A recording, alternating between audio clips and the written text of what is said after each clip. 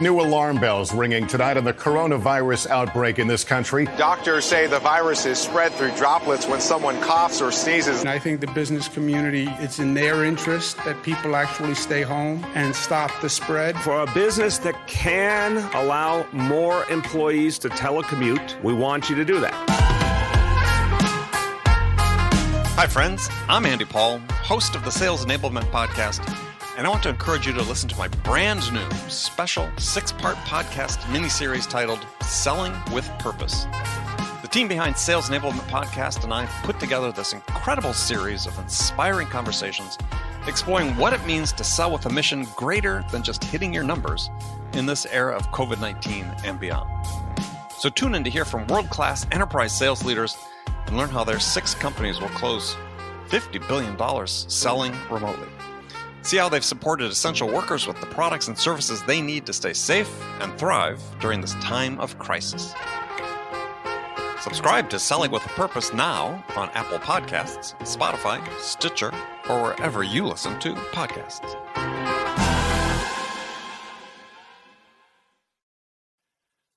Guided selling from RingDNA makes your entire sales team more effective by revealing exactly what reps should do and when to do it. Guided selling works by transforming sales data into a curated list of prioritized sales actions. So when reps start their day, they'll never again wonder which prospects and accounts or hot inbound leads to reach out to next. Guided selling even shifts reps' priority in response to real-time buying signals. Finally, even new reps can sell like seasoned ones. Let RingDNA be your guide to success. Learn more at ringdna.com/guided selling. That's ringdna.com/guided selling.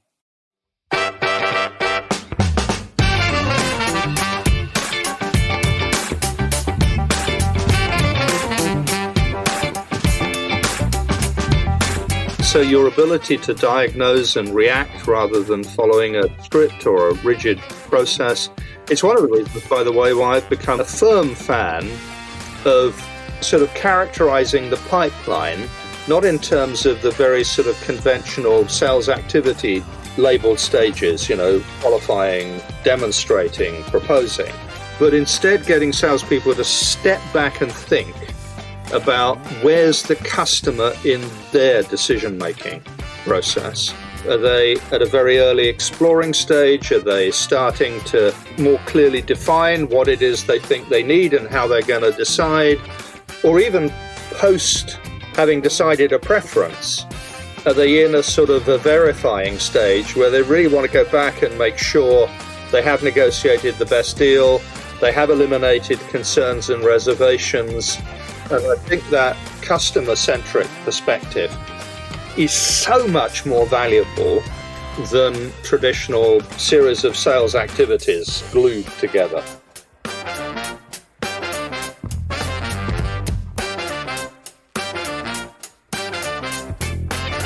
Hi, friends. Welcome to the Sales Enablement Podcast. I'm your host, Andy Paul. Now, that was Bob Apollo. Bob's the founder of Inflexion-Point Strategy Partners, based in the UK. And he's a very keen observer of where sellers should be focusing their efforts during this period of economic disruption. And with that in mind, he's joining me today on Sales Enablement, episode 794, to have a conversation about how to sell in the midst of a downturn. I mean, a recession is not an excuse for not selling. Yes, it's harder. Yes, it's frustrating. But if you're willing to be thoughtful and methodical about how you go to market, you can still hit your numbers.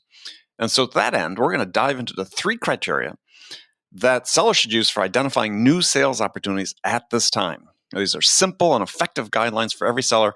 I've used very similar rules for selling into the teeth of a recession myself, and I can tell you that these work. So we'll dig into the concept also of time to value, or what I like to call speed to outcome, and why this is more critically important than ever in sales. And personally, I think it should always be at the forefront of how you sell, recession or not. And we're also going to talk about the importance of selling outcomes versus selling solutions. What's the impact on your ability to win new business if you're selling drills while your customer is trying to buy a hole? We can never have enough discussion about that. So all of that and much, much more. But before we get to Bob, I want to remind you to subscribe to this podcast wherever you listen to it. And if you subscribe, we'd certainly appreciate it if you could also give us your feedback about how we're doing in the form of a review. So thank you. And also, you haven't connected with me on LinkedIn, go to LinkedIn, linkedin.com/in/real-Andy-Paul. That's right, real Andy Paul, accept no imitations. All right, let's jump into it. Bob Apollo, welcome back to the show. Hey, I'm very pleased to be back again. Thank you for the invite. Well, no, it's a pleasure to have you. So, where are you hunkering down? Well, I'm hunkering down. I wish I was hunkering down somewhere else, but I'm hunkering down in the colourful city of Reading in the UK. Reading. Does that mean you're a Reading football fan? Oh, Andy, I wish, I thought you'd never ask. As it turns out, no. I went to one of their games many years ago, but for good or bad, I'm an Arsenal supporter. Ah, a Gooner. Okay. All right. Well, I'll still talk to you, even though I'm a Liverpool fan, but you're not a threat this year, so we can chat. Though you probably took some pleasure in the fact that we weren't able to equal the record of the Invincibles in terms of unbeaten. Yes, that was very, very gracious of you and your team. Yes. To help us preserve that record. So that was much appreciated. It was a very gallant behavior on your part. Well, thank you.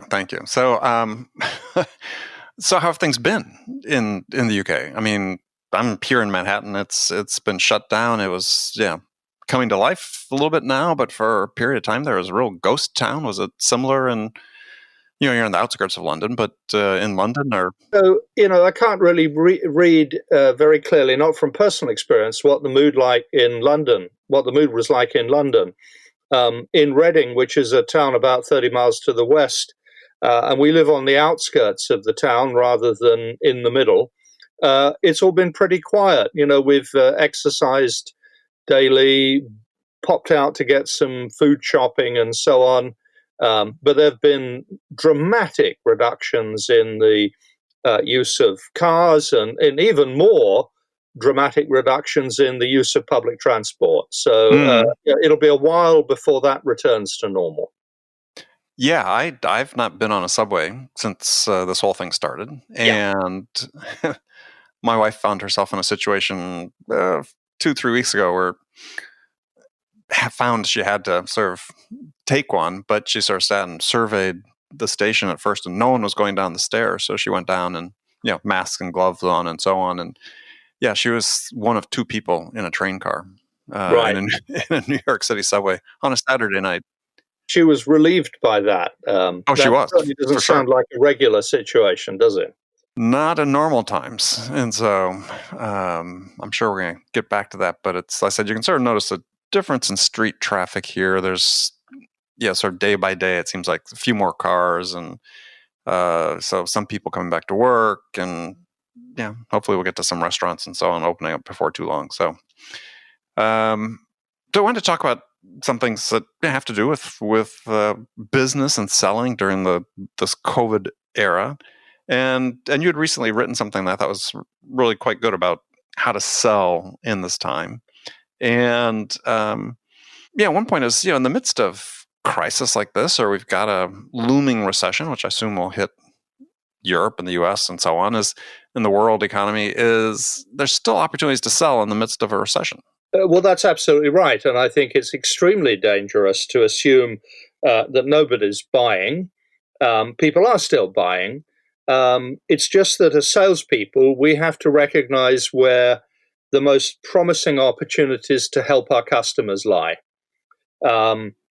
And I think one of the things I'm seeing talking to clients is that the projects that are still active, still going ahead, tend to sit at the intersection of 3 really important criteria.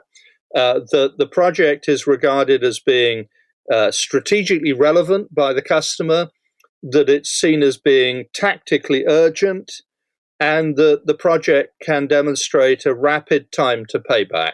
And I think if those conditions are satisfied, it's clear that the more agile customer organizations are looking ahead. They're not just looking at the current situation. Yeah, and so when you talk about being strategically relevant, easy for me to say, it seems like you're sort of leaning toward projects that maybe have a lot to do with transformation, right? As a lot of companies have been heavily involved in digital transformation efforts. And yeah, almost now more than ever, when you're seeing that there's huge disruption in the way we work and go to market and the way our customers are buying, that this perhaps takes on greater urgency. Well, I think it does. And I think one of the other associated patterns I'm seeing is it would probably be pretty rare nowadays for organizations not to have some sort of digital transformation initiative. You know, the level of maturity of that initiative varies pretty wildly. And also the level of current success of that program varies pretty significantly. And some of the projects that I've seen going ahead are really around a digital transformation initiative, which is seen to be strategically relevant, which is has been running into obstacles, and which, if those obstacles are not eliminated, will put the sort of digitizing company at a disadvantage as the market recovers. So they need to do something about it. I would think there'd be a sense of insecurity if you were in the midst of one of these transformation projects with this big disruption, and you're looking ahead and you're thinking, yeah, what if my competition beats me to this point? And that's where, the marketeers have for a long time talked about buyer personas. But I think now there always have been actually organizational personas. And it's really important and necessary to understand whether the potential customer is one of those organizations that has sort of internalized the current situation and seen it as an opportunity to emerge from, as the recovery builds up pace, to emerge at the head of that wave rather than trailing behind. And I think there are some other potential customers who are perhaps more conservative about that. And I think you need to be able to read that. And you can see it in the pronouncements, the actions that the organizations are taking. Do they see this as an opportunity to become more agile, to emerge more strongly, or are they still obsessed with just keeping the lights on? Yeah, I'm preserving the status quo. Yeah. Yeah, I think if there's one thing that's clear from this, if there's any company that thinks that they're going to preserve the status quo as it existed back in February, when September comes around or January 1st or whatever, they're really fooling themselves. In every industry. There are obvious industries, but I think this is true in every industry. So one of the things I advise salespeople to do, I think it's always a good discipline to have a target account list, is to really go back and forensically reevaluate the target account list according to what you can learn about the organizations on that list, likely behaviors as they emerge from the challenges we're all facing right now. Yeah, well, I think there's two things that come out of that. One is, if a salesperson takes that advice and says, look, you're going to go back, we're going to look at the publicly available information. It could be, if they're a publicly traded company, it could be financial statements, filings. Even if they're not, it could be press releases, whatever you could search online and try to find. Is that in doing so, you're also going to improve your business acumen to some degree, your ability to assess the opportunities that exist. Absolutely right. You'd certainly hope so, wouldn't you? Because whenever I've thought about ideal customer profiles, and of course that's one input into a target account program, I've always been absolutely convinced that a purely demographic approach to identifying target accounts, our accounts are of a certain size, of a certain, location and a certain industry, all that does is to paint the boundaries of the market you might choose to play in. Mm-hmm. In fact, it's much, much more important, but harder to do, which is why I think the effort is necessary and very worthwhile to understand sort of the structural, behavioral, and cultural dimensions of the organization within that demographic box. and use that information to make smarter judgments about where your energies ought to be focused. And there's all this other information that's now available. Tools exist. You can get the sort of the technographic outline. What technologies are they evaluating? Are they looking at other firmographic information? Are they hiring? All of these things, much, much more important, I think, as indicators of potential than just the very classic, the classic demographics. And of course, you're right. There's actually, if you're willing to look for it, there's an abundance of information that can give you very, very useful indicators. You've talked about hiring. There are various ways, whether you're looking at, LinkedIn job adverts or what have you, you can far more easily access than you used to be able to information about the systems and platforms in place within organizations. If you're, like many of my clients are, in the tech space and you're sort of in one of these emerging scale-up companies, you probably want to assess whether your potential prospects have a track record of actually investing in best of breed platforms, as opposed to always running back to the big established brands. That is a really, really powerful technographic indicator. And of course, in addition to that, there are certain platforms which, if in place, you're very complementary to, and so on. So it's both structural and actually the platforms they use have some behavioral implications to them. Are they early adopters, or are they, very conservative? Yeah, I found another one that sort of struck me the last couple of days as I've been reading business news and so on, is that I would look for a company that has refused to lay off employees. I was looking at an example of a company, I forget the name, but across the board, all the employees took 35% pay cuts in order to preserve the jobs. Now, to me, it seems like the psychology of that organization, as they come out of into the recovery, would be much more unified and aligned internally, and people willing to go the extra mile to make things happen, as opposed to a company that laid off 50% of their sales team and now they're trying to hire people back. Very transactional, right? So, and actually, that's such an interesting story, because I many years ago, several decades ago, I cut my teeth as a salesman at HP.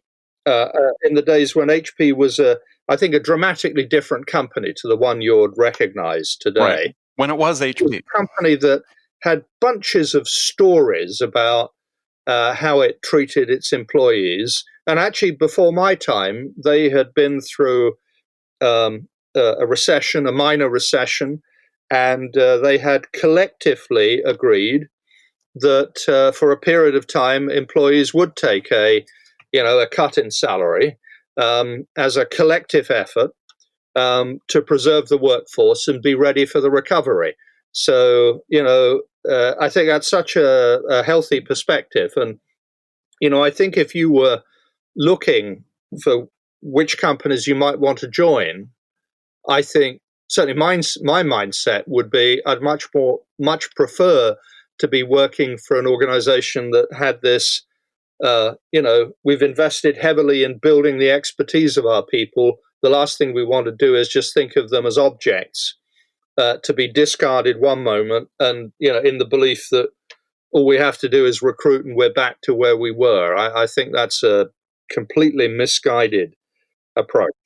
Well, and I was also talking about from the perspective, if I were a seller and doing my research for building my target account list, and I was going to prioritize where I spend my time, I would focus on the company that stayed together, where the CEO made the decision, the management team made the decision, we're going to preserve our team, because obviously we got a ton of value there. And I'd look at them as saying, yeah, that probably are the type that would be more likely to make the investment at this point in time, because they obviously are making it by keeping the people around to solve some urgent problem they have. Yep. So these are all good indicators, aren't they? If you thoughtfully choose where to look, what to look for, what signals to try and pick up, for sure. And so your third aspect I thought was, well, the second aspect you talked about is that was tactically urgent, which, yeah, there are problems. People need to fix them. It's midst of recession. I mean, it's funny. This is going to be potentially a kind of steep recession, but previous recessions, we're talking about economic activity collectively falling 2%, 3%, so on. I mean, it's not like business activity comes to a halt. Yeah, I think this is a dramatically different scenario, and it's harder, I think, actually to look at any of the experiences of people who are currently living, and I mean, including maybe at the edge of that, the Great Depression, because I think even there, economic activity, as far as I can, judge, didn't fall at the level that I think it has. It will decline to before it recovers. Yeah, in the second quarter for sure. I mean, we've seen some initial earnings reports for part of that period, but have been rough for some companies, but okay for others. But I think a full quarter impact over the next 2 quarters, it's going to be kind of grim. So in that environment, for sellers, the message is though that not all is sweetness and light, but to your point, there are 3 criteria you can apply, which I agree with them, to try to find and identify the opportunities that where companies need to move forward. Right. And as part of that process, by the way, of looking for those 3 considerations, I think you need to have a very clear sense of, in the current environment, what business issues or challenges or opportunities you're really good at helping your customers deal with. Mm-hmm. Yeah, I mean, even if you narrow the scope of what you typically sell. Yep. And by the way, I think sometimes you need to do that, this narrowing of the scope, because I was observing this actually in the past few years in some of the clients I've worked with, that sometimes salespeople, for a variety of motivations, sought to make the deal as big as possible. Could we sell this to another department? Could we add another module? And the danger with that, and it was a danger then, it's even more of a danger now, is you just make the whole decision-making process, the financial approval and so on, just so complicated that you defeat your ability to help the customer come to a confident, timely decision. So, and of course, a growing number of the organizations I work with, I guess maybe your experience as well, are selling their offering as a service rather than an outright purchase. Mm-hmm. So, just get your boots on the ground in the customer, find an application, demonstrate your value, land and expand. Yeah, we'll demonstrate value with a quick payback. I agree. Yep. Speed to value is I think really important if you're trying to demonstrate a sense of urgency for the buyer as to why to proceed at this point in time. Well, and part of that, the tactical urgency, is a topic that has been on my mind for some time, and that's helping the customer to recognize the cost and consequences of inaction. The risks of sticking with the status quo. Yeah. Well, I think that's a great point, because I think it oftentimes gets lost when we talk about reducing the perception of risk for the buyer in terms of making a decision to proceed. Is there is always the 180-degree perspective, which is, what is the risk? I mean, I tell people they balance out, right? I mean, the risk of not moving forward should, in some ways, be the inverse of the degree of risk of moving forward. Well, and my observations are that the most compelling proposals actually address both. They address the idea that if we just stay as we are, there's maybe increasing unnecessary expenditure, there's increasing risk and burden of risk, and yet if we choose to act, and we act in a thoughtful way, and we're persuaded by the vendor to have confidence in their approach, that you balance that cost of the risk of staying where you are with an upside. So you're kind of stretching the value gap from both ends. But I think the important thing in there, though, is that you have to quantify what that is. Is too often I see sellers go into a situation, they try to make the case as in sort of general terms of the risks of staying still. Yeah. And that's okay. That might apply at a certain level. You can paint a certain picture, pull out some emotional strings. But if you want to make that really effective, is if you agree what the impact is going to be with the customer, what's staying still, well, let's quantify that. What's that mean in terms of top line, dollars or pounds or how we want to denominate it? What does that mean? How might your revenue growth be slowed? Or how might your revenue decline? How might your costs go out of control? How might monetizable risks increase? But quantify. And at the end of the day, most of these decisions have some element of, they need to have an element of rationality, but there also needs to be some element of emotion. But I think if there isn't a rational business case, I think that makes it harder to get people, the approvers, to sign off on projects. Yeah. So, but to your point is, which I think was a great point, is in this environment, is speed to value, meaning how quickly do they get a payback, is really important. So you have to identify those opportunities, and those could be, and most likely are, smaller chunks of perhaps bigger opportunities that you've already been talking to the buyer about, and peel it off. And I think that this is actually, and I wrote about this in my first book, I actually think this is a strategy you should use at all times.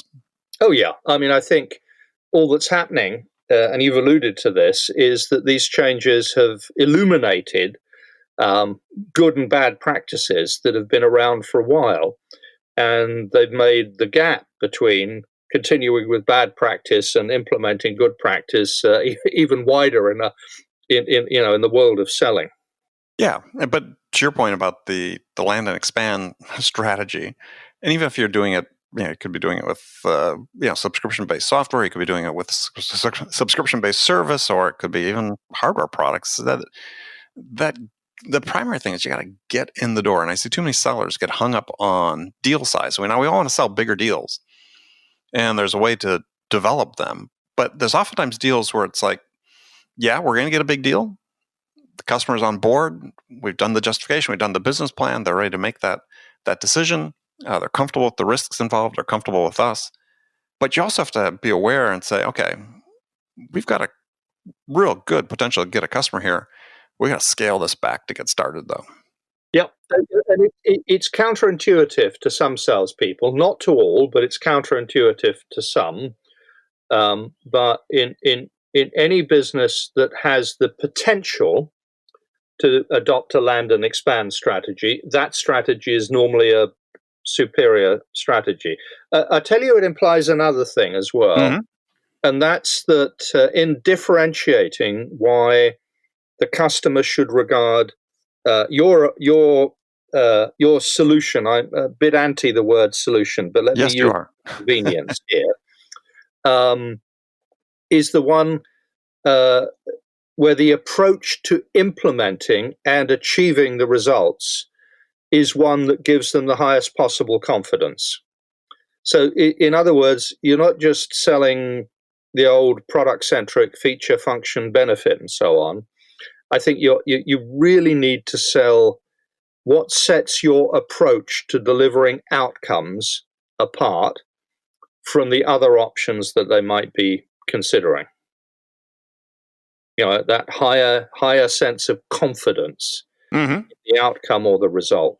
Because that, if you do that well, you can sort of blow away some of the reticence about making a commitment. If there's that confidence that, wow, the way you will work with the customer to achieve the outcome is a real confidence builder. Well, I think this is a case, though, where words really matter. And you talk about this in some of the things you've written, is that, solution is relatively generic. Right? You don't buy our solution. We have a solution to your problem. It misses that extra step of taking it to a point where you're talking about outcomes that you can quantify the value of. And as long as you have that gap, it's hard to make the customer feel like you really understand their problem, their issue, their goals, their objectives, the outcomes they're trying to achieve if you keep it generic. Yeah, so the closer the more tailored your value story to the customer's particular circumstances, the better. And a focus on outcomes, in my view and in my experience, is not only helpful in securing the sale, it is also tremendously valuable for your implementation and customer success teams to understand not just functionally what the customer needs, but operationally what business impact they're trying to accomplish. Mm-hmm. And so your customer success and your implementation functions can go into that relationship, not just thinking about some of the conventional metrics of customer success, usage, uptime, what have you, but also think about, well, you may be using it 99.99% of the time or what have you, but what business benefits have you derived from the fact that the application's been accessible to you? And I think we all know that the economics of any sort of sale as a service tend not to turn to profit in the first year. They typically demand a multi-year engagement with the customer to really start ramping on the long-term profitability of the relationship. And if you're not achieving the outcomes, or the customer's not achieving the outcomes they sought, your chances of getting that renewal or that expansion or what have you are very seriously compromised. Yeah, well, I think that this really speaks to the need, which is more important than ever now, is that you have real alignment with an involvement in the sale with your customer success teams and so on, so that everybody understands what the expectations are. It's so important. And I see cases all the time where, something gets handed over the wall. Okay, here's this customer. And it's not accompanied by, well, customer success wasn't involved in the deal up front, so they really understood what they were getting into or being committed to. But secondly, even if that didn't happen, even sales didn't give them appropriate briefing for, as they meet the customers, this is what the expectations are of the customer. Oh Lord! And then you expose the customer to, hold on, I've told you all these questions before. I've answered all these questions before when I spoke to the salesperson. Yeah, why is it you're asking me again? I mean, good grief! Yeah, I know. Yeah, I have a rule of thumb that says that your odds of winning a deal drop in inverse proportions the number of times you ask the customer to explain the requirements. I'm sure there's statistical validity in that. Well, you think about it as, a salesperson goes in, does the first call, and then, I'm going to involve my manager on the next call. So manager, first question they ask is, tell us what you need. Let's go back through it. And so the messaging to the customer is, no, the manager doesn't trust the salesperson because I've already told them, but they want to hear it for themselves. And then you bring in the CRO or the VP of sales for another, further on down the process. They ask the same question again. It's like, good grief. I mean, there are some business models where, for example, you might have business development reps whose goal is to book a demo, and then somebody else takes over from the demo. And, my goodness, if the person who's coming into the demo cold hasn't had the benefit of a proper briefing about what the customer's priorities are and so on, well, you end up with a demo being a product demo. And that's the worst of the three types of demo that you might choose to do. You might choose to do a product demo, but that's really how many features can I show you in the hope that some of it will stick. Mm-hmm. You might consciously do what I call a conceptual demo, which is very deliberately high level, very conversational, just trying to position the sort of approach that your solution takes. And there's a strong element of discovery in that conversation as well. Right. And then at the other end of the scale is not a product demo, but a solution demo. And there, if you're doing a decent job, you're going to be very selective about what you choose to show the customer. And the things you'll choose to show will be wrapped around a narrative which is drawn from what you've discovered about both their functional requirements and their business needs. Conceptual demos are fine in an early stage as a positioning exercise. Solution demos are great if you've done good discovery. Pure, full-on, let me show you what the product does, or let me take you on a tour of functionality. I mean, really, salespeople can and ought to do better than that. Well, yeah, for all the benefit and all the value the customer would get for that is you can have a 2-minute explainer video on the front of your website. Well, and in fact, you're right. And that, and actually the combination of a explainer video, perhaps with a little bit of diagnostic, tell me about your priorities. If priority A is this video, if priority B, here's that video, and so on. There are absolutely ways around it. Mm-hmm. Well, so you said you do work with a number of tech companies and SaaS companies and so on. Do you sense, because making the first outbound call is really in order to connect with the right person and set up a demo. Do you see that changing, that model changing here in as a result of what we're going through? Because there seems to be fairly broad consensus that at this point in time, we really need to reach out just with our focus on how do we help you, right? What are the important things that are going on with you these days that you're thinking about that potentially we could help you with? And so it's much more of a service versus a sales model. Oh, good grief. I mean, it is so much more appropriate. It has always been. I think it's even more important now to think of that call as to uncover needs and share experiences with the customer that they might find relevant and might persuade them that we could help them achieve their business goals. You go into that sort of call thinking, my primary objective. If you go into that call thinking, my compensation this month depends on how many demos I bought, not on how good a job I do in engaging the customer and uncovering need, you're just going to drive. It's another classic case of compensation driving behavior, both good and bad. Mm-hmm. But do you think that you'll see this type of behavior, which runs fairly rampant in the SaaS business? Do you think some companies beginning to see it doesn't work? I think an increasing number of companies. We talked about personalities again, right? Mm-hmm. And I think there are sales organizations whose personality is very activity driven, activity metric, and not sufficiently focused on quality. Mm-hmm.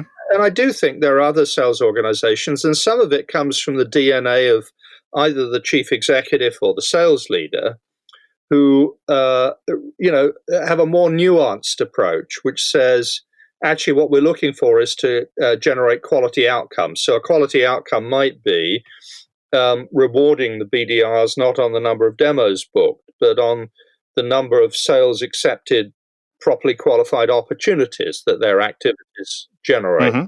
And it really depends. I mean, if you've got an unenlightened sales leader or CEO, you can't really impose an enlightened system in that environment.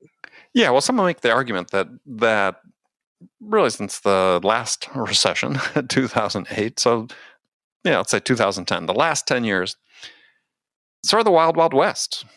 We've had booming stock market, business has generally been good. We haven't had a recession in that time, which is certainly longer than you would expect from a business cycle standpoint. And thus, it sort of has encouraged this type of quantity-based activity and behaviors. Unfortunately, I think it has. And there's a sort of there's an extinction event coming on, if you want to think of the Darwinian. The Big Bang. Where, the more agile, adaptable organizations with an eye on the future, will emerge from this in very, very different shape from, all we need to do is go back to what we were doing before and turn the amplifiers up to 11. I mean, not, I think, a good strategy. And, I will say to you, and maybe it's self-selecting in a Darwinian way as well, that most of the clients I manage to work with, have an enlightened approach, and they're really looking for some help and some guidance to apply that enlightened approach, rather than, I think it's really hard to persuade somebody who's running and has believed all their life in a activity metric, rigid process environment. It's pretty hard to persuade them unless they come across a really sort of confrontational experience, which forces them to revisit their historic assumptions. It can be hard to persuade, can't it? Yeah. So here's my thought on that to some degree is that and this is, I think, to your point about sort of a potential extinction event, not necessarily for companies, but perhaps for sales managers, sales leaders, is that I think we've had this environment that's enabled people to be in these sales management roles that fundamentally don't know how to sell. Now, they know how to work the activities, manage them at activity levels and so on. But when they coming into this era where I think that we're in now, where the ability to connect through shared experiences on a human level with somebody, build that relationship perhaps more for the future as opposed to an immediate need or a smaller immediate need, a larger upside, that's foreign to a lot of people. Unfortunately, yes. And, they will, I'm sure, struggle with the transition. And certainly if they stay as they are, they're really going to find it increasingly difficult. Now, I also think that, we can start to identify certain aspects of sales DNA that are going to be particularly important in the world we're now entering, the new world we're now entering. Mm-hmm.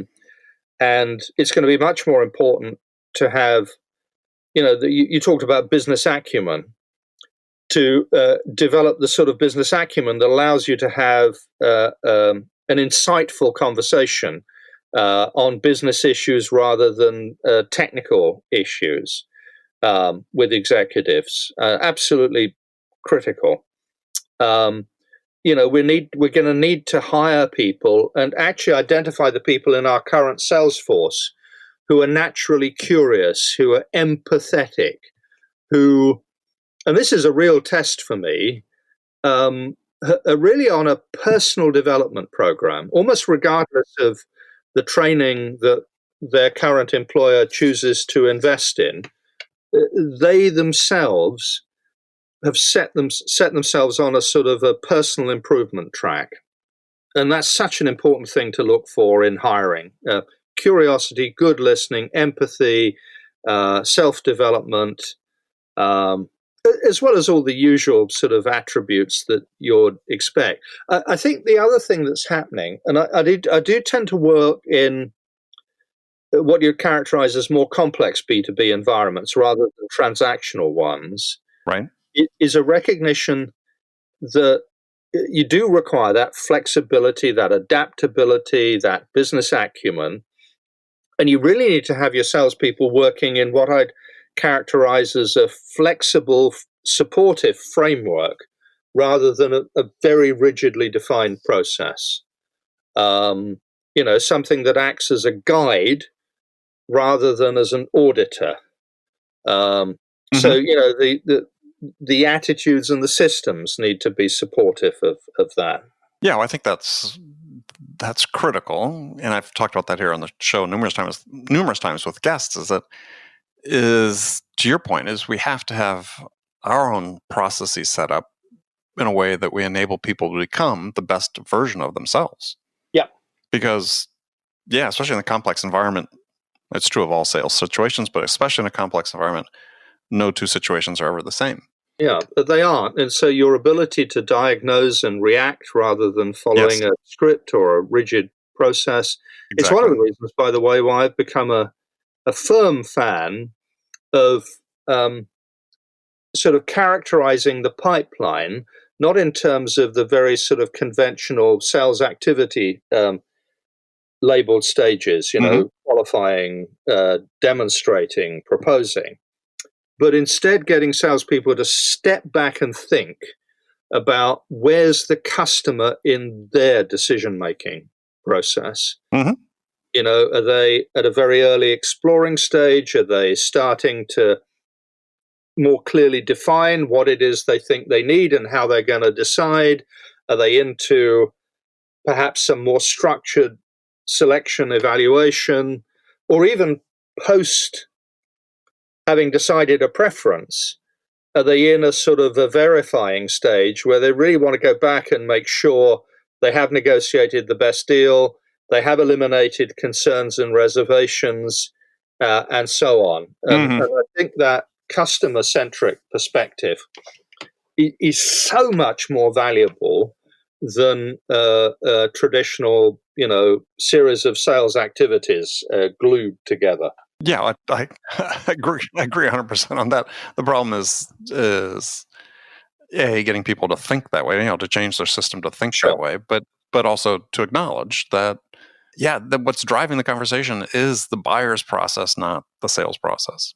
Yeah, and you need to work out where they are. And I think you can establish reasonably consistent generic descriptions of the stage of consideration they're at, but the specifics of their buying process are likely to be, somewhat unique to them. So there's a sort of a blend of, there are some things you can equip salespeople to do that reflect this sort of broad understanding of approximately where the customer is in the process. And of course, it's really important you understand what their process is. And I would suggest even more critical to work out whether your prime contact or primary contacts really understand how buying decisions get made in their organization. And there's often a difference, isn't there? Oh, yeah, because they don't do it very often. With complex products, you may buy it once every 5 years. You're not going to have that documented. One of the things we coach to diagnose at an early stage, and there are two really important simple dimensions. The first dimension is this an inevitable purchase or a discretionary purchase? Do they have to do something? The only question is what? Or is it also possible they'll decide to stick with the status quo? Really, really critical. And I think the second one is, to your point, the individual, the group of people we're working through, would we characterize them as experienced or inexperienced buyers? And I think those two simple data points need to inform how we choose to behave and interact with them. Yeah. No, absolutely. Absolutely. All right, well, Bob, we sort of run out of time here today, unfortunately. We could keep on going. Shame. But tell folks how they can connect with you.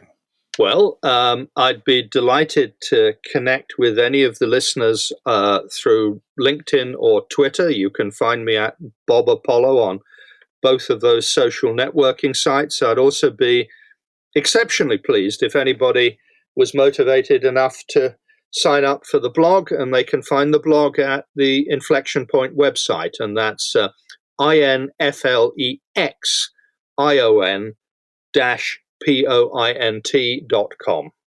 have to get that tech spelling in there with the X as opposed to the CK. Or the CT. Occasional confusion. Yeah. No, it's a good blog. I subscribe to it. Recommend people do. So, Bob, thanks for joining us. Andy, thank you very much for the invitation. I've thoroughly enjoyed the conversation. Okay, friends, that's it for this episode. First of all, I want to thank you for taking the time to listen. I'm so grateful for your support of the show. And I want to thank Bob Apollo for sharing his insights with us today.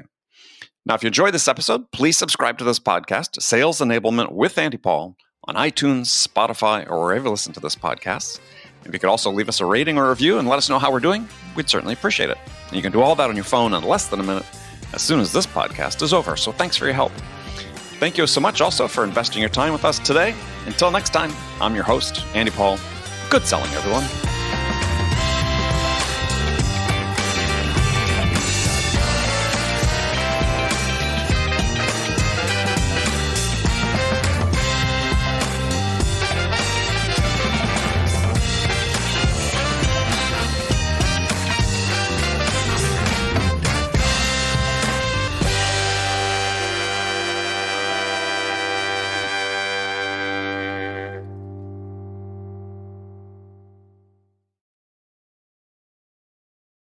RingDNA is the leading sales enablement platform that uses AI to help scale business growth.